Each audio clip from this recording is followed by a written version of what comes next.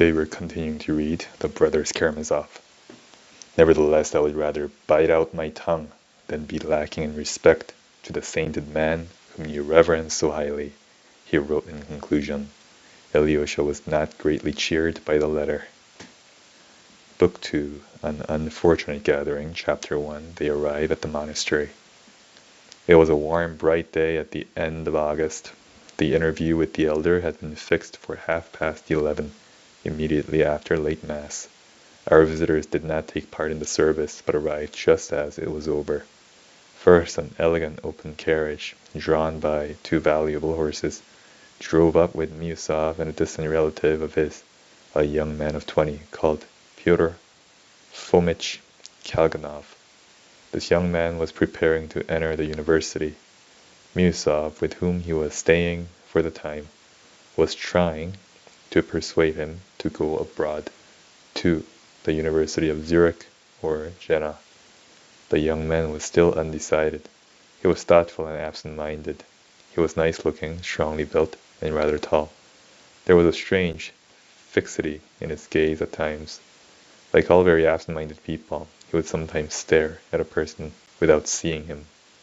He was silent and rather awkward, but sometimes, when he was alone with anyone, he became talkative and effusive, and would laugh at anything or nothing.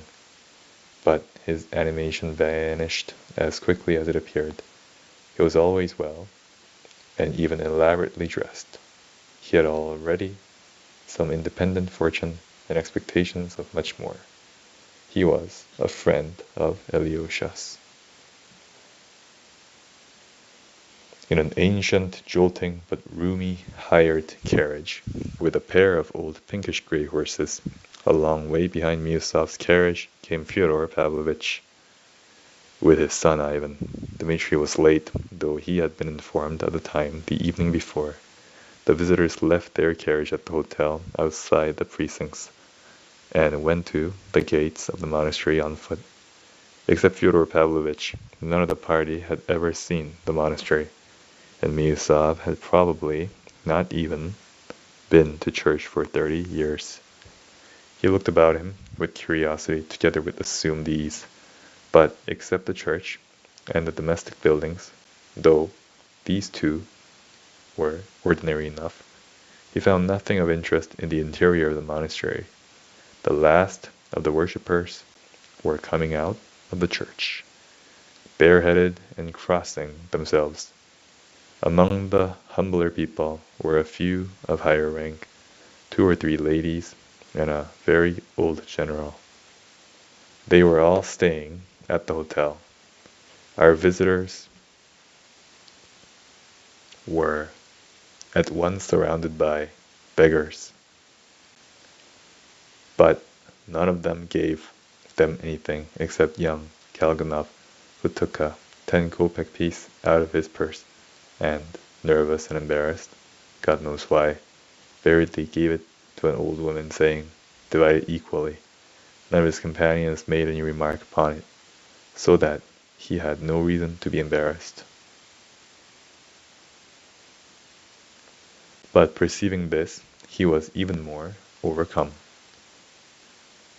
It was strange that their arrival did not seem expected, and that they were not received with special honor, though one of them had recently made a donation of 1,000 rubles, while another was a very wealthy and highly cultured landowner, upon whom all in the monastery were in a sense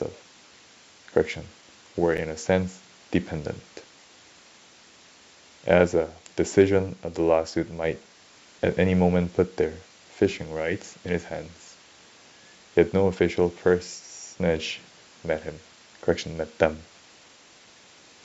Miusov looked absent-mindedly at the tombstones around the church, and was on the point of saying that the dead buried here must have paid a pretty penny for the right of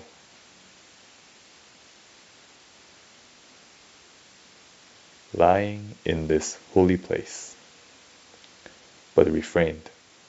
His liberal irony was rapidly changing almost into anger.